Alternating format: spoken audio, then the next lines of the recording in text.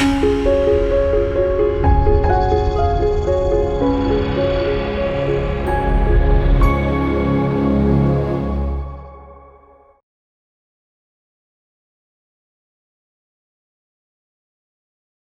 you temperamentally a religious person?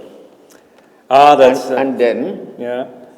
your studies of different religions. To start with Catholic religion, and then you said Chinese, Yeah. and then you turned towards Indian religions. Yes.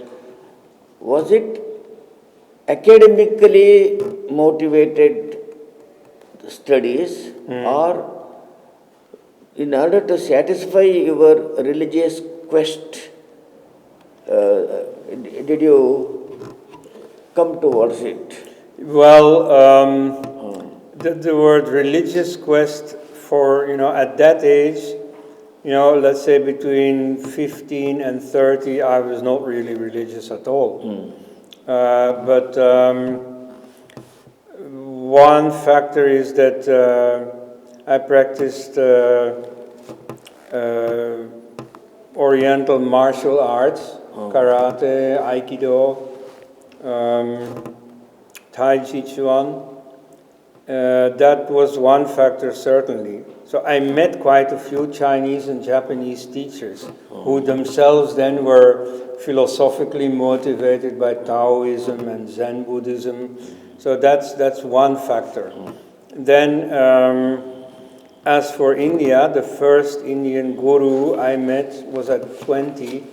I was in Amsterdam, just roaming around. I was hitchhiking. I had practically no money on me. Just adventurous. And then there is this New Age center, or at that time there was, in Amsterdam, called the Cosmos. And so there was hanging out a poster announcing a lecture by a certain Swami Hari Harananda Giri to take place the day after. So I went there, and I was very impressed. And then he announced that the day after that he would give initiation in his yoga practice. So I went there too. And that was really impressive in the sense that,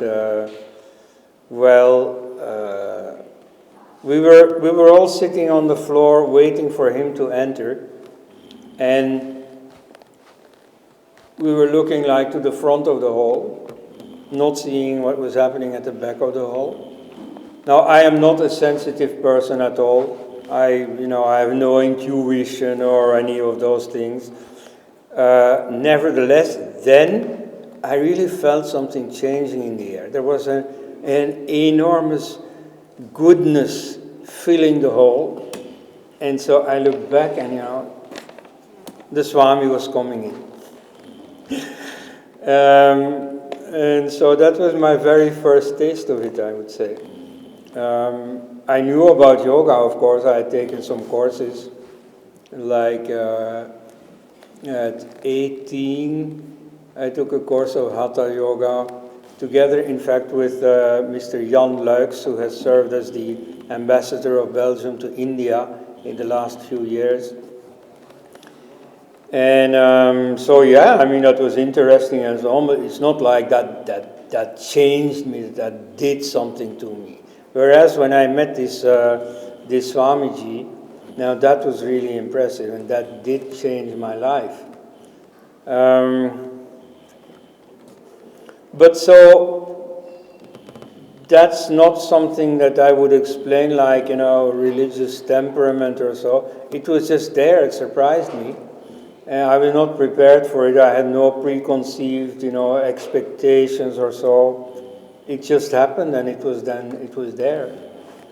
So I don't know, maybe if ever, I write my autobiography and I have to think these things through, maybe by then I will say, yes, you see, this was destined to happen. I had this in me. But at that time, I certainly didn't feel it like that. So no, at the time I thought I was one of the many people who thought that religion was a bygone phase, this in the modern age, you have people like, for instance, Sigmund Freud, who wrote this book, Religion, the Future of an Illusion, where they thought that religion in general was something like these funny beliefs that define Christianity or Islam, this superstition ultimately, and that as people became more rational, more scientific, this necessarily had to disappear. So, no, I was not looking for religion. On the contrary, I thought that, this oriental spirituality was an alternative to religion. It was something greater, but not encumbered with the illusory beliefs that define Christianity or Islam. And in fact, about that, I still think like that. At that time already I was right. You see, the good thing, the useful thing, the lasting element of, among others, Hindu philosophy is precisely what is not religion in the sense of a belief system. There are believers in Hinduism who, for example, say, oh, the Vedas have existed since creation, since forever, and they're absolute and they have been revealed, and the rishis, the poets of the Veda, of the Vedic hymns, they didn't do anything. They merely sat and listened or looked, mantra drashta, they call it. They only saw the hymns, and then they were sort of dictated to them by some supernatural force, and then they came out with those hymns. Well, no, those hymns were very much written down. This is all very human. Poets have existed always and everywhere, and so they were poets, and they used all the poetic techniques, and so it is all very humanly explainable. They lived in a certain age, in a certain place. You can easily identify it as Bronze Age, northwestern India. And so it's just a human process. There is no belief involved. Contents-wise, again, they can be perfectly explained. There is no supernatural revelation involved. So to the extent that Hinduism is based on some supernatural belief, it too will have to go, just like Christianity and Islam are fated to disappear. However, the difference is that in Hinduism you have a basic layer that will endure. In the West, they speak a lot about spiritual but not religious. In many people whom you ask, what is your religion? They will say, I am spiritual but not religious. And so religious people find that a form of snobbery. People who feel too good for religion but nevertheless have some religious urge in themselves. Well, anyway, you see, religion in the sense of a belief system, that is not forever. You see, I think now we are living through a historic phase, a really crucial phase, where that is disappearing. I mean, it takes a few centuries and it has ups and downs, but the outcome, I think, is certain. These beliefs are disappearing.